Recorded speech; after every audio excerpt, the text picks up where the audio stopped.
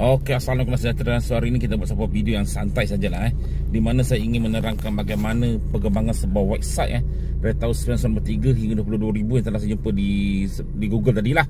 So saya amat berminat melihat bagaimana perkembangan sebuah website dahulu begitu gah, tiba-tiba merosot dan atau hilang.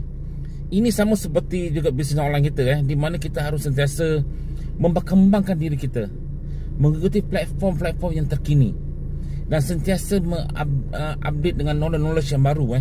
Seperti saya katakan dahulu, anda jangan sentiasa bergantung kepada Shopee saja sehingga anda lupa benda lain di dunia ini dan anda akan gagal kemudian hari. Di mana kita dah memberikan tips tentang blogging, Facebook ads, semua anda kena belajar. Bukan semata bukan pada Shopee saja. Ini yang saya risau sekarang ni di mana kalau lihat pada video YouTube saya, Shopee is the best lah, mendapat view paling baik berbanding dengan blogging dan Facebook ads lah. Tapi dan juga sekarang saya masukkan TikTok juga di dalam tu, di mana kita buat tengah membuat eksperimen. So saya sediakan payung sebelum hujan di mana sekarang tengah hujan kat luar ni awak nampak. So kena sediakan payung. Kalau hujan tiba-tiba masak, anda kelam kabut, baru nak belajar, orang lain boleh belajar, boleh kerja, tapi orang yang terdahulu telah mengejar ilmu yang dahulu sebelum dia meletup.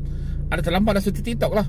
Kalau dulu anda join TikTok lebih awal atau 2 tahun awal sebelum ini, anda tidak menghadapi masalah sekarang ini.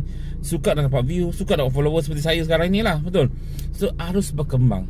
Jom kita lihat apakah website-website yang popular pada tahun 1993 hingga 2022 ini.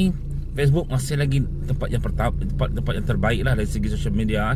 Okey, jom santai saja hari ini